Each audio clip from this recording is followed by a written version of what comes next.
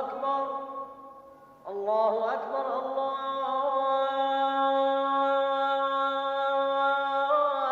الله أكبر أشهد أن لا إله. How much contradiction does the Charter of the United Nations and Islam have?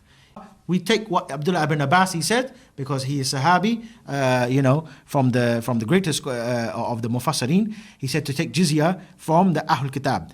Completely contradicts, my dear brothers, the articles of the United Nations. Article 2, paragraph 1 says the organization is based on principle of sovereignty and of equality to all of its members.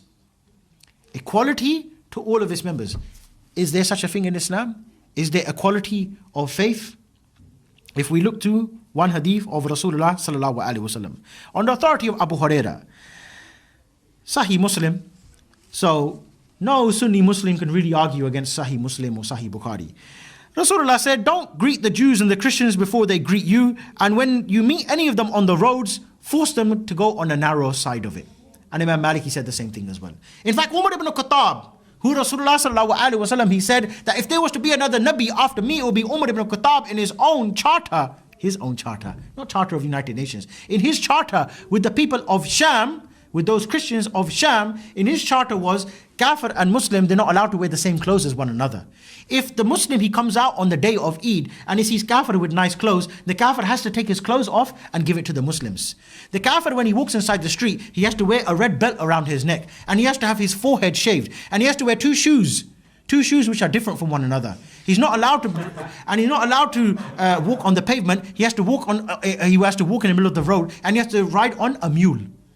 And that's only for the adults, not for the children. And you can see how Islam would make the child become a Muslim. The kafir, or the child growing up in a state of kufr, he will turn to Islam. Why? Because the child will be walking along with his dad. He said, Dad, yeah, why you got your forehead shaved? I don't know whether these Muslims, they make me do it. Why you got to walk? Why can't you ride the animal? Like the Muslims, they ride the animal like this. Why are you walking with both legs dangling on the side of the donkey?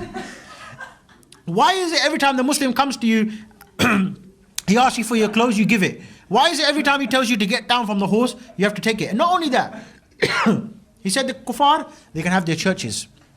They can have their churches, but they're not allowed to ring the bell.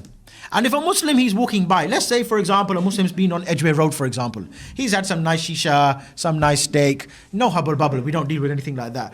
And he's walking along and he's rubbing his belly and he's like, oh man, I don't want to upset my wife tonight. What he can do, he can go to the church, knock on the door, John, let me in. Okay, no problem. John has to put up Abdul Ghafoor for the night. Abdul Ghafoor with his big belly, having his nice kebab. John has to open up the church and he has to go there and sleep there nice and comfortable and say, all right, John, thank you, and then carry on going early in the morning. Which wife is going to live with John under that type of circumstances? What kind of honoring is this for me to live with John and Abdul Ghafoor comes every Friday night and sleeps in our bed as well? Of course. Because sunnah is to look after the guest, innit? I can't make you sleep on my floor if you can't. You're a Muslim, by the way.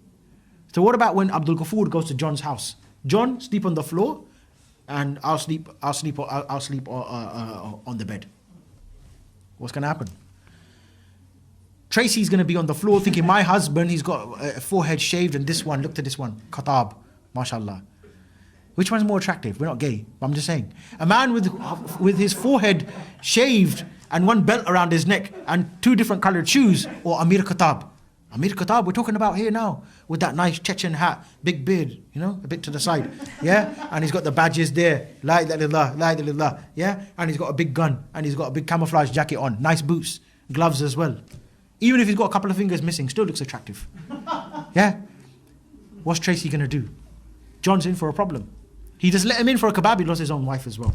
So everyone's going to become Muslim. That is, my dear brothers, the Islamic State.